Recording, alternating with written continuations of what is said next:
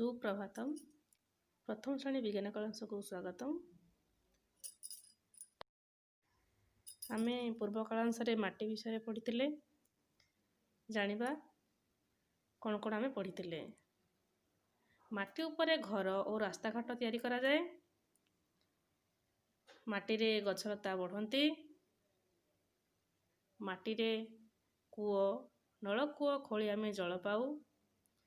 गछलता माटी तांकर खाद्य संग्रह करी बंचती। एणु माटी को उद्भिदर खाद्य भंडार कहुए। आज आमे पढ़िबा माटी रु आमे कौन कौन पाई थाऊ। माटी भितरे माटी तळु आमे माटी खोलिकी कोयला, सुना, लुहा, रूपा, एल्युमिनियम, तंबा, केरोसिनी, डीजेल,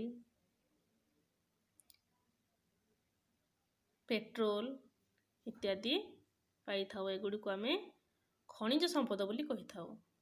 कोयला, सुना, रूपा, तंबा, एल्युमिनियम, ये खनिज तैल भितर पेट्रोल, केरोसिन, डीजेल ये सब को खनिज संपद कहा जाए।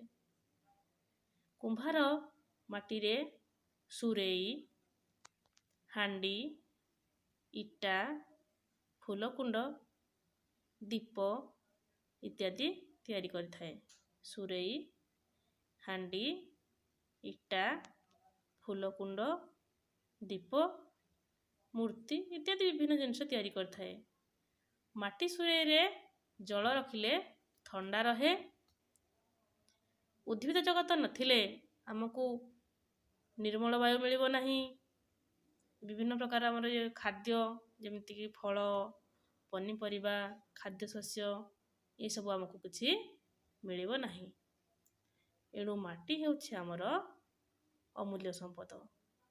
तो माटी ऊपर आमे रास्ता घाट तैयारी करी जाउचे, जीवाशय करूचे, घर तैयारी करूचे, माटी भितर जल पाउचे, खनिज संपद, खनिज तैल विभिन्न आसव जिनिस तैयारी करूचंती। तेणु माटी को आमे अमूल्य संपद कह जाए। आमे कौन करिया प्रथम श्रेणी विज्ञान बहिर पंचम अध्याय टिके पढ़िबा माटी विषय टिके पृष्ठ नंबर 43 प्रश्न 1-2 करिबा।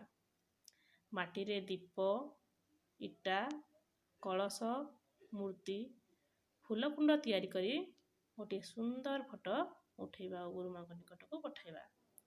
ता सह द्वितीय तृतीय श्रेणी विज्ञान बही संग्रह करी माटी विषय अधिक तथ्य जानिबा। धन्यवाद।